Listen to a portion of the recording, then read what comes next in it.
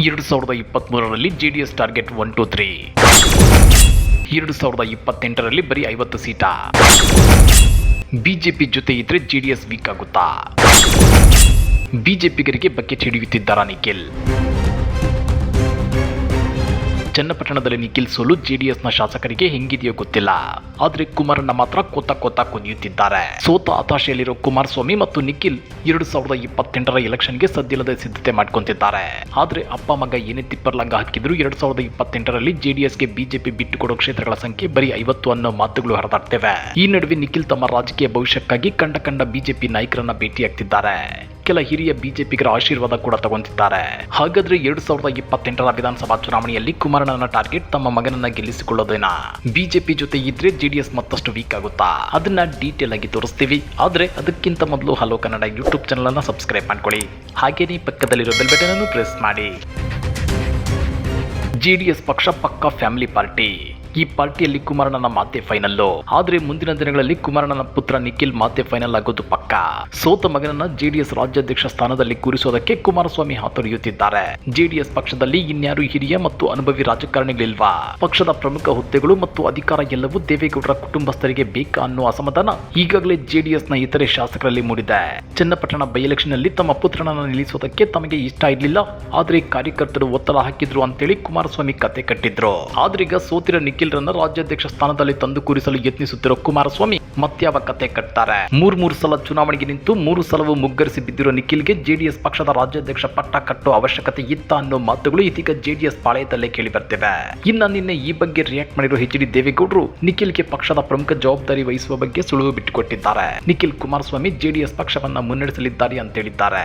ಅಲ್ಲಿಗೆ ಸೋತ ಮೊಮ್ಮಗನ ಬಗ್ಗೆ ದೇವೇಗೌಡರಿಗೆ ಅದೆಷ್ಟು ಪ್ರೀತಿ ಇದೆ ಅನ್ನೋದು ಇಲ್ಲಿ ಸ್ಪಷ್ಟವಾಗಿ ಎದ್ದು ಕಾಣ್ತಿದೆ. ಹಾಗಾದ್ರೆ ಜೆಡಿಎಸ್ ಪಕ್ಷದಲ್ಲಿರೋ ಕಾರ್ಯಕರ್ತರು ಮತ್ತು ನಾಯಕರು ಪಕ್ಷಕ್ಕಾಗಿ ಬರೀ ಮಣ್ಣು ಹೊರದಕ್ಕಷ್ಟೇ ಲಾಯಕ ಅನ್ನೋ ಪ್ರಶ್ನೆಗಳು ಮುನ್ನೆಲೆಗೆ ಬಂದಿವೆ. ಇನ್ನ ಮೊಮ್ಮಗನ ಬಗ್ಗೆ ದೇವೇಗೌಡರು ಮಾತು ಮುಂದುವರೆಸಿದ್ದು, ನಾನೇ ಹೇಳುತ್ತಿದ್ದೇನೆ, ನಿಖಿಲ್ ಮುಂದೆ ಪಕ್ಷದ ಜವಾಬ್ದಾರಿ ವಹಿಸಿಕೊಳ್ಳಲಿದ್ದಾರೆ.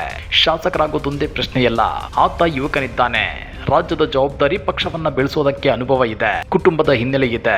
ಆತನಿಗೆ ಹೆಚ್ಚು ಹೊಣೆಗಾರಿಕೆ ಕೊಟ್ಟು ಪಕ್ಷವನ್ನ ಉಳಿಸಿ ಬೆಳೆಸುತ್ತೇವೆ ಅಂತೇಳಿ ದೇವೇಗೌಡರು ಹೇಳಿದ್ದಾರೆ.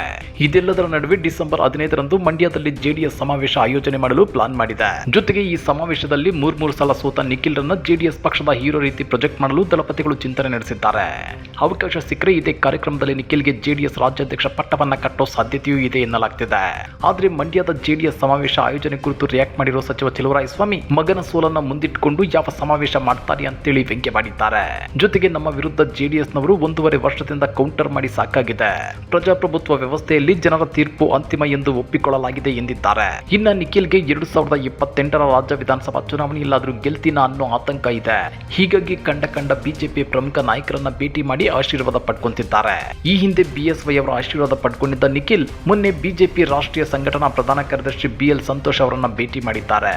ಇದರರ್ಥ ಇಷ್ಟೇ, ಬಿಜೆಪಿ ನಾಯಕರು ಹೆಂಗಾದ್ರೂ ಕಿತ್ತಾಡ್ಕೊಳ್ಳಲಿ, ಬಿಎಸ್ವೈ ಬಣವಾದ್ರೂ ಇರ್ಲಿ, BL ಸಂತೋಷ್ ಬಣವಾದ್ರೂ ಇರ್ಲಿ, ಜೆಡಿಎಸ್ ನಲ್ಲಿ ನಿಖಿಲ್ ಸೋಲಿಗೆ ಅವರ್ಯಾರು ಅಡ್ಡಿ ಆಗದಿರಲಿ ಅನ್ನೋದು ಎಚ್.ಡಿ. ಕುಮಾರಸ್ವಾಮಿ ಅವರ ಪ್ಲಾನ್ ಎನ್ನಲಾಗ್ತಿದೆ. ಹೀಗಾಗಿ ಬಿಜೆಪಿಯ ಪ್ರಮುಖ ಮತ್ತು ಹಿರಿಯ ನಾಯಕರ ಆಶೀರ್ವಾದ ಪಡೆದುಕೊಳ್ಳಲು ಎಚ್.ಡಿ.ಕೆ ನಿಖಿಲ್ಗೆ ಸೂಚಿಸಿರಬಹುದು ಅನ್ನೋ ಮಾತುಗಳು ಹರಿದಾಡ್ತಿವೆ. ಇದೆಲ್ಲವನ್ನು ನೋಡ್ತಾ ಇದ್ರೆ ಕುಮಾರಸ್ವಾಮಿ 2028ರ ರಾಜ್ಯ ವಿಧಾನಸಭಾ ಚುನಾವಣೆಯಲ್ಲಿ ಜೆಡಿಎಸ್ ಪಕ್ಷ ಸೋತರೂ ಪರವಾಗಿಲ್ಲ, ತಮ್ಮ ಪುತ್ರನನ್ನ ಗೆಲ್ಲಿಸಿಕೊಳ್ಳಲೇಬೇಕು ಅನ್ನೋ ಉದ್ದೇಶ ಇಟ್ಕೊಂಡಂತೆ ಕಂಡು ಬರ್ತಿದೆ. ಅಷ್ಟೇ ಅಲ್ಲ, 2023ರ ವಿಧಾನಸಭಾ ಚುನಾವಣೆಯಲ್ಲಿ ಜೆಡಿಎಸ್ ಸ್ವತಂತ್ರವಾಗಿ ಸ್ಪರ್ಧಿಸಿ 123 ಸೀಟುಗಳನ್ನು ಗೆಲ್ಲೋ ಗುರಿಯನ್ನು ಇಟ್ಟುಕೊಂಡಿತ್ತು. ಆದ್ರೆ ಗೆದ್ದಿದ್ದು ಕೇವಲ 19 ಸೀಟು. ಈ ನಡುವೆ 2028ರ ವಿಧಾನಸಭಾ ಚುನಾವಣೆಯನ್ನ ಜೆಡಿಎಸ್ ಬಿಜೆಪಿ ಮೈತ್ರಿಯೊಂದಿಗೆ ಎದುರಿಸಲು ಇಂಟೆನ್ಷನ್ ಇಟ್ಕೊಂಡಂತೆ ಕಂಡು ಬರ್ತಿದೆ. ಹೀಗಾಗಿ ಸೀಟ್ ಶೇರಿಂಗ್ ಮಾಡಿಕೊಂಡ್ರೆ ಜೆಡಿಎಸ್ಗೆ ಕೇವಲ 50 ಸೀಟುಗಳನ್ನು ಬಿಟ್ಟುಕೊಡಲು ಬಿಜೆಪಿ ಒಪ್ಪಿಕೊಳ್ಳೋ ಸಾಧ್ಯತೆ ಇರುತ್ತೆ. ಈ 50 ಕ್ಷೇತ್ರಗಳಲ್ಲಿ ಜೆಡಿಎಸ್ ಎಷ್ಟು ಸೀಟುಗಳನ್ನು ಗೆಲ್ಲಬಹುದು ಅನ್ನೋದನ್ನ ನೀವೇ ಊಹಿಸಿಕೊಳ್ಳಿ. ಹಾಗಾದ್ರೆ ಬಿಜೆಪಿ ಜೊತೆ ಇದ್ರೆ ಜೆಡಿಎಸ್ ಮತ್ತಷ್ಟು ವೀಕ್ ಆಗುತ್ತಾ? 2028ರಲ್ಲಿ ಜೆಡಿಎಸ್ ಗೆಲ್ಲುವ ಸೀಟುಗಳ ಸಂಖ್ಯೆ ಎಷ್ಟಿರಬಹುದು? ಕಮೆಂಟ್ ಮಾಡಿ, ವಿಡಿಯೋ ಲೈಕ್ ಮಾಡಿ, ಶೇರ್ ಮಾಡಿ.